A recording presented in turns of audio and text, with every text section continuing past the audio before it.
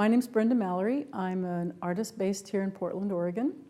The work behind me here is called Recurring Chapters in the Book of Inevitable Outcomes, and it's based on a rereading of an old Cherokee history book. So that title is based on this recounting of all these battles that were happening because the Cherokees actually had contact with Europeans as early as the 1500s.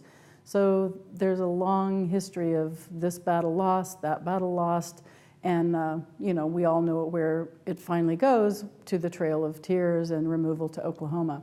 So that's what I based this title on, but that's a very bleak sounding title. And I feel like the piece itself is not bleak, while these standing forms behind me sort of represent maybe ruins or what has been left behind. The other forms, I call them spore-like forms. I think of them perhaps as seed pods blowing through the air where they might settle or take root, a new life happens. So while it's a very sad story of the Cherokee, they're also at this point in time a very thriving tribe, or we are. We're over 200,000 people. And while that story of the removal is a sad story, the tribe today is a thriving nation. We're the second largest tribe in the country, economically doing well, and the social programs available to people of the nation continue to grow. So yeah, it's like many tribes in the U.S., there is a sad history, but it doesn't mean the tribes are gone, the people are gone.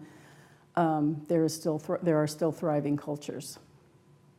The works in this exhibition are made mostly of waxed cloth. I use flannel that I dip repeatedly into pigmented wax and then burn with a torch between each dipping so that each layer of wax embeds into the one prior to it. And then they're mounted on bases or frameworks of welded steel. I've always been interested in environmental issues, and a lot of my work, I feel like, deals with interruptions of systems. And one of those systems, probably the first work I started making was interruptions in systems of nature.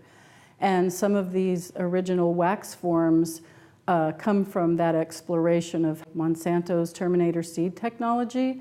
So that's some of these, the way I put this work together with very crude hardware, crude nuts and bolts, signifies to me these tenuous connections that exist in nature that are being changed and broken by technologies that we haven't quite tested.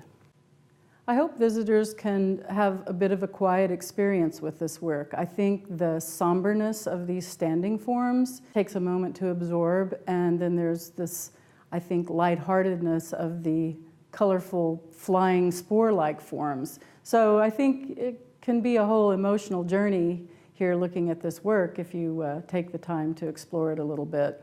I think a lot of the pieces, the standing forms, are slightly torn. There are parts of them that look like they might be falling apart. The connections are tenuous. And those are purposeful decisions because I like this idea of showing how tenuous connections can be.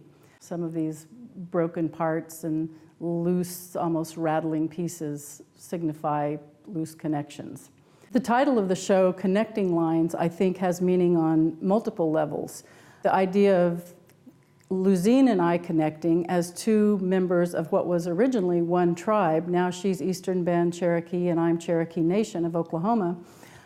We met during our Eiteljorg Fellowship, the Contemporary Native Art Fellowship in Indianapolis at the Eiteljorg Museum, where we met and we had an immediate affinity with each other's work. And so I think there's that connecting line. And then for Luzine, I know she's got this idea of connecting lines of past history to current history. So I think contemporary art and abstract art are at their best when you can glean multiple meanings from one piece of work. And I feel like my work and Luzine's both do that.